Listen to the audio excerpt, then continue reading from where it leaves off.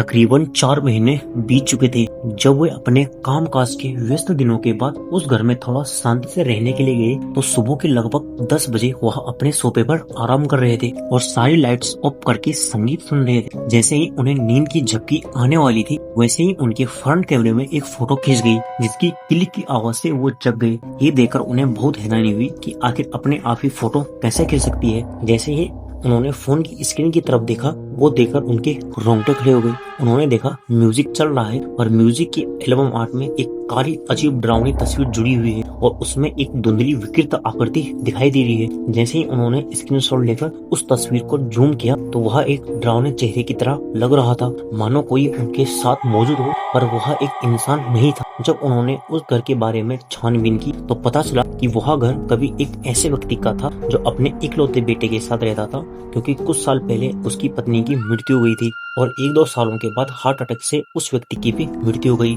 और उसका बेटा अपने चाचा के साथ शहर चला गया। घर की देखभाल के लिए उनके भाई ने वहाँ पर एक गरीब बूढ़ी महिला को सौंप दिया, जिसके बाद वृद्धावस्था के कारण उस बूढ़ी महिला की भी मृत्यु हो गई। जब वह बूढ़ी महिला 1-2 दिनों तक बाहर नहीं आई तो गाँव वाले जब हवेली के अंदर गए तो उनको उनका शव मिला जो कि आधा सड़ चुका था। तब से गाँव वासियों का कहना था कि उस बूढ़ी महिला की आत्मा और उसकी पत्नी की आत्मा आज भी उस घर में भटकती रहती है। क्या सच में जो उस घर में हो रहा था वो उनका एक वहम था या उनकी एक मनगढ़ंत कहानी थी, या सच में उस घर में कुछ एक ऐसा था जो कि नहीं चाहता था कि इस घर में कोई रुके या इस घर में कोई बसे। आप क्या मानते हैं? अपना ओपिनियन कमेंट बॉक्स में जरूर से टाइप कीजिए और ऐसे इंटरेस्टिंग अननोन रियल हॉन्टेड अनसुनी कहानियों के लिए सब्सक्राइब करें इसके वाइब्स।